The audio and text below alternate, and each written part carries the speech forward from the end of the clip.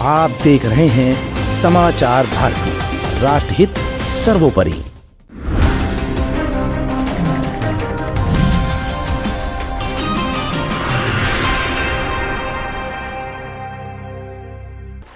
नमस्कार, आप देख रहे हैं समाचार भारती और मैं हूं आपके साथ अदिति मिश्रा। चंद्रशेखर आजाद उर्फ रावण भारतीय राजनीति का वो नाम जिसने बहुत ही कम समय में ही दलित वोट बैंक के ध्रुवीकरण को एक नया आयाम दे दिया है, जो लगभग सभी पार्टियों को सोचने पर मजबूर कर रहा है।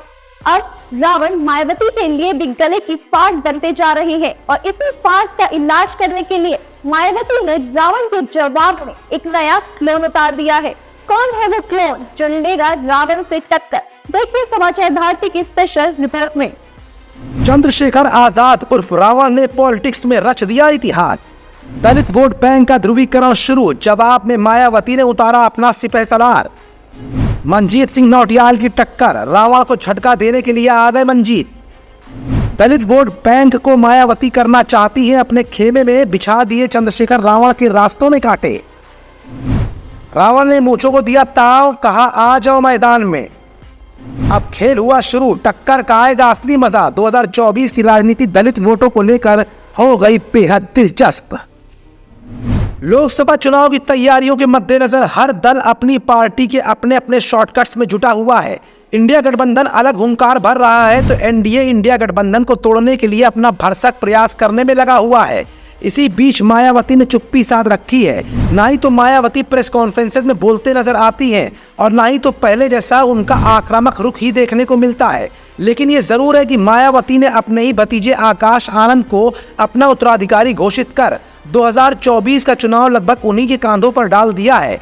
और उधर मायावती की पार्टी को भीम आर्मी के चंद्रशेखर आजाद उर्फ रावण लगातार चुनौती भी दे रहे हैं। अभी कुछ दिन पहले ही दिल्ली में भीम आर्मी के चीफ चंद्रशेखर रावण ने अपनी पावर दिखाई और दलित समाज का वोट एकजुट होते भी दिखा। यही नहीं, भीम आर्मी के चीफ चंद्रशेखर आजाद उर्फ रावण की ताकत उस समय और बढ़ गई थी जब दिल्ली के इस सम्मेलन में इंडिया गठबंधन के तमाम दिग्गज उनके सपोर्ट में उतर आए थे।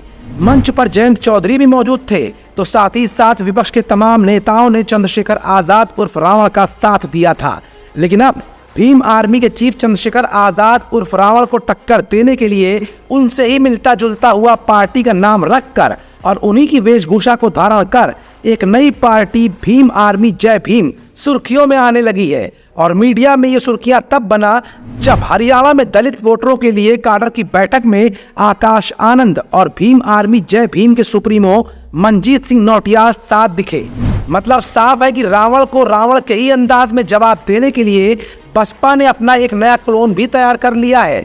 मंजीत सिंह नौटियाल की ड्रेस से लेकर भीम आर्मी जय भीम का सब कुछ लगभग जग जाहिर भीम आर्मी से ही मिलता जुलता लग रहा है। यही नहीं, भीम आर्मी जय भीम 5 राज्यों में होने वाले विधानसभा चुनावों में मायावती का 4 राज्यों में खुलकर समर्थन भी कर रही है और दलित वोट बैंक के बीच में जा जाकर मायावती के पूर्व में किए गए कार्यों और कांशीराम की दुहाई देकर माया के पक्ष में खोया हुआ वोट बैंक लाना चाहती है। ऐसे में लोकसभा चुनाव को देखते हुए मायावती की बसपा पार्टी चौतरफा दबाव महसूस कर रही है। एक तरफ बीजेपी दलित सम्मेलनों की छड़ी लगाकर बसपा काडर वोटों को तोड़ने की तैयारी कर रही है, तो वहीं समाजवादी पार्टी ने बीते दिनों वाल्मीकि जयंती पर अपना दलित प्रेम बढ़ चढ़कर साबित किया है।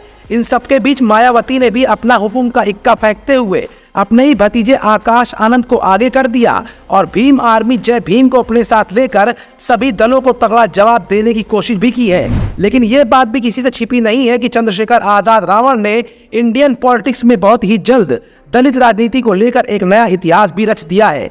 अब ऐसे में भीम आर्मी और भीम आर्मी जय भीम के बीच होने वाली टक्कर का कितना फायदा किस पार्टी को मिलता है, ये कह पाना फिलहाल बहुत ही मुश्किल है। समाचार भारती के लिए सहयोगी दीपक कुमार और दिलशाद अहमद के साथ मनीष गुप्ता की स्पेशल रिपोर्ट।